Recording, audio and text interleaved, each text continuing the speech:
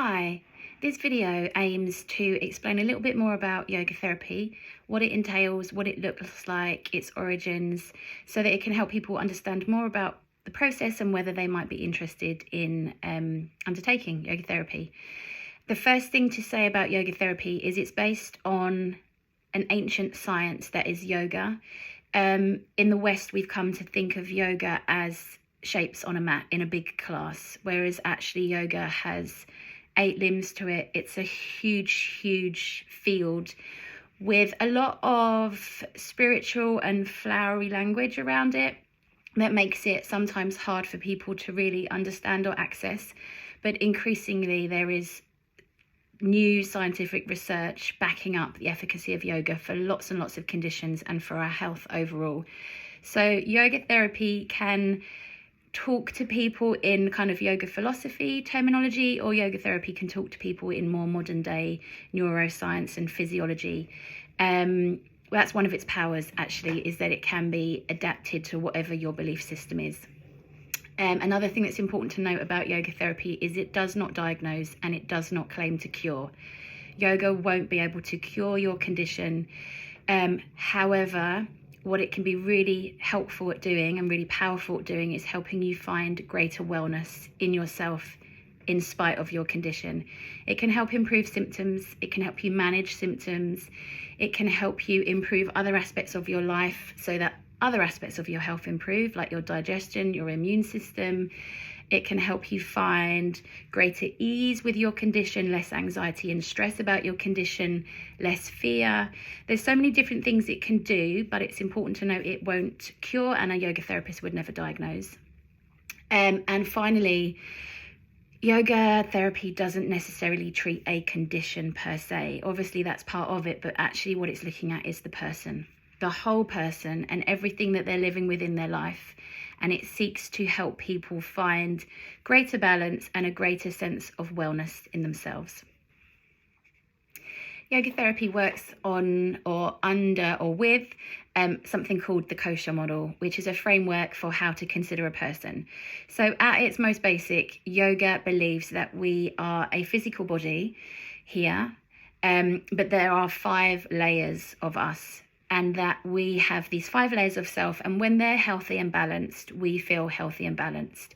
But when there are imbalances or dysregulations in these layers, it can create pain and suffering or disease. Similarly, if we have already got pain and suffering and disease, we will see imbalances in those layers. These layers do not work independently of each other. They are intertwined, enmeshed, and when you have an imbalance in one layer, it will tend to ripple out into the other layers. Now, ancient yoga or ancient yogis used to speak about this in terms of the layers being like clouds that merge together. But a more modern day way of thinking about it is that we're like a Russian doll. So we have these 5 layers of self. Each layer represents a different aspect of self. And yoga therapy seeks to balance those layers. So in order to demonstrate this point for this video and for my clients, I've actually created my own little Russian dolls. And here they are. So the first layer of self is the body, and a yoga therapist would be doing an assessment of a person when they first meet them, looking at their current life, their current symptoms, what they're living with, and then do an assessment of those 5 layers of that person to kind of figure out like a support plan to put in place and the work that's going to be done with the client. So the first layer is the body, the physical body, which encompasses everything that's physical: muscles, bones, ligaments, organs, joints, scarring, surgery, any physical symptoms of your illness, your posture, your pain, the tension held in your muscles, your flexibility, your mobility, the strength, the weaknesses in your body. What else is on here? Have I said injuries? The neurochemistry of your brain, that is an organ, and the functionality of your brain, the activity of your brain as an organ. Your skin, hair and nails, your toxic load, like what are you taking into your body? What's your diet like? What's your hydration like? Substance use, caffeine, alcohol consumption. It's also looking at kind of things like your facial expression, your skin, hair and nails, your tone of voice. All of these kind of things can be disrupted It's what you're taking in through your senses. I'm just scrolling around on everything I've written on here. Things like tics or other expressions that manifest out through the body in some way. So that's the first layer. The second layer, we're going to go in one. See if I can get this to work properly. Get rid of the body for now. You'll notice that the face only exists on the first layer, because after the first layer, the physical body is sort of irrelevant.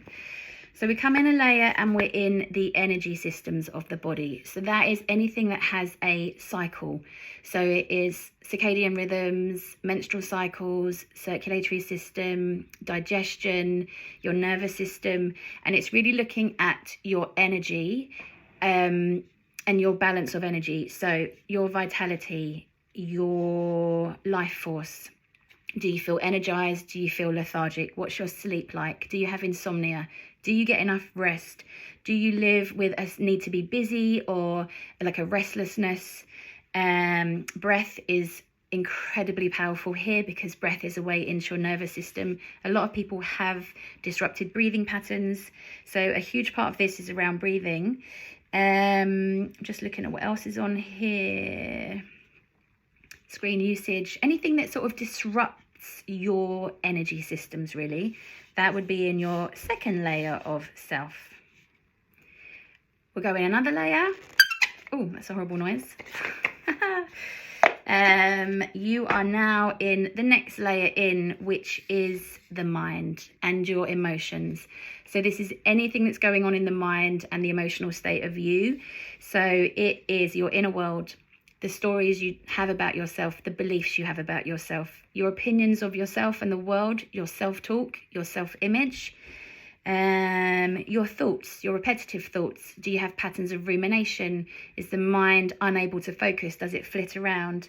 Flashbacks, nightmares, daydreams, dissociation, your mood. Let me see what else is on here. I think I've covered most things. Automatic negative thoughts, anything like that. This layer is really looking at your mind and your emotional state, which is going to be affected by any of the other symptoms that you're living with. In another layer, now I'm really nervous about these squeaking, and you are in wisdom. So behind the thoughts and kind of the chatter of their mind, there is the real you. And your ability to know yourself, to self-reflect, to have awareness of yourself lives in this layer. To have discernment, to have intuition, your ability to do bigger picture thinking, your ability to think about the future and kind of make plans, your spiritual practices. Do you have any sense of a higher power? Do you need a spiritual practice? Do you spend time in nature? Anything around that, and including your connection to others, your relationships, kind of your connection to yourself and connection to everyone else. That also can be disrupted when you're living with stress and anxiety or any other kind of condition that you might be living with. And finally, the inner layer, which is known as bliss. The bliss body. This is a deep sense of joy and peace, to feel that you are whole and to feel that you are yourself and that you're living life as yourself. Really, your true nature, your ability to love and feel love, all of that kind of stuff, epiphany, that real sense of joy that a lot of people struggle to live with. And hopefully from listening to the first 4 layers, it's easy to understand that if you have disruption in the first 4 layers, this layer is going to be very difficult to come by or really hard to do anything or feel anything in. So yoga therapy probably works on this layer the least, because it's kind of the most diffused and abstract.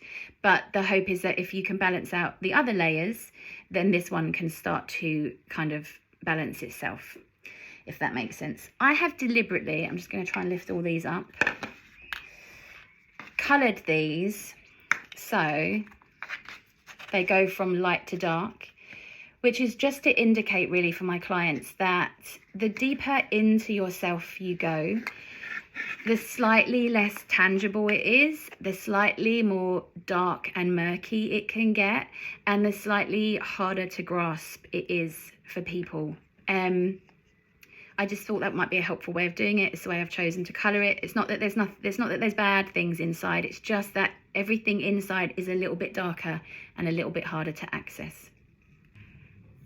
So as a yoga therapist, we would do an assessment of all of those layers of the person. We would do that through discussion firstly, and then an intake form. And the assessment of the kosha layer would completely be fluid and changeable based on the person and how they were doing. So hopefully it's kind of self-explanatory that all these layers interact. So if I was to take as a sweeping generalization anxiety, not a person that I can think of with anxiety, but just a generalization. And obviously, remember, we're treating the person, not the condition. But if I had someone with anxiety, it might look a bit like this. They might have patterns of rumination and thought in the mind, an inability for the mind to shut down, an inability for the mind to be quiet, and for them to find any peace and stillness. This is going to manifest in their energy levels. They're likely to feel restless, irritable, possibly unable to sleep. Their nervous system would probably show signs of dysregulation. Their breathing patterns would probably be out. They might feel like they have burnout, a real inability to have any sense of rest, which would be showing up in the body probably as tension in the muscles, potentially postural patterns of from repetitive bracing that comes with the stress of anxiety, postural patterns, tightness, inflexibility. Someone might be using substances or caffeine and alcohol to kind of mute some of the sensations they live with. Often when we're really struggling, our diet goes out the window. So there's all these kind of things going on with this condition that is anxiety. You go into one of the more inner layers and someone is unlikely to be able to use their discernment or have a real sense of wisdom or knowing, because their mind is so clouded with all of the thoughts and anxieties that are going on. And then hopefully you can see that someone living with that is probably finding it quite hard to access deep states of joy. So yoga therapy here would look at all of those things and then start to kind of correct them. So you would possibly use movement, moving with breath, stretching, self-massage, acupressure, etc., to try and help balance the physical body. Might help someone find different ways to cope that don't involve drugs and alcohol. You might help someone improve their diet. Yoga therapists are not dietitians, but there are certain things that can help someone kind of find more balance. Yoga therapy would be looking at the activity in the brain and the neurochemistry. There's quite big shifts with anxiety. For example, the amygdala is overactive, the prefrontal cortex is underactive. You have a predominance of cortisol and glutamate and less of the kind of more calming neurochemicals like GABA and serotonin. And there are so many practices that start to rebalance this brain and what's going on in the brain. So yoga therapy might use breathwork, meditation, mindfulness, all of these things to kind of start to shift the way the brain works. In the energy systems, it would look at helping people find more rest, helping them regulate their nervous system, often a lot of work on breathing. Yoga therapy might be the rest. It might be a period of rest for the person. It might be helping someone improve their insomnia. Yoga is incredibly powerful at helping to aid sleep, reducing sensations of stress. Once the person hopefully feels a little bit calmer, more grounded, more resourceful, then you might start looking at the mind a little bit more. So looking at the mental patterns someone lives with, the beliefs they have, where does the mind go? What is the mind doing? Looking at their emotional states. I'm on the wrong one. Helping people to be more present. Again, that would be kind of more of the mindfulness, meditation, mudra, mantra. Yoga therapy can incorporate so many different things that are designed to shift the way that the body mind is working. So it could be journaling, it could be compassion practices, it could be gratitude practices. So many different things have been shown by research to help balance body, mind and soul, and yoga therapy would incorporate all of them, or try to incorporate all of them with the client's agreement. And then, into this sort of more inner layer, you might find that when you start looking at the body, the breath, the mind, someone might have a greater sense of connection, or you might be able to help someone foster connections with their world. Finding ways to spend more time in nature. Maybe somebody needs support to access a spiritual practice. Helping someone to think through their thoughts using inquiry practices to help someone with the bigger picture thinking. So yoga therapy is very fluid. It's very person-centered. Hopefully I've been able to explain a little bit of the basis of it based on my little Russian dolls. Yeah, I think that's everything. It's, I think, an incredibly powerful practice. It looks at people, body, mind, breath, soul, looking at the whole thing, just aiming to restore balance to something that has possibly gone awry, or could be improved to help you find a greater state of wellness.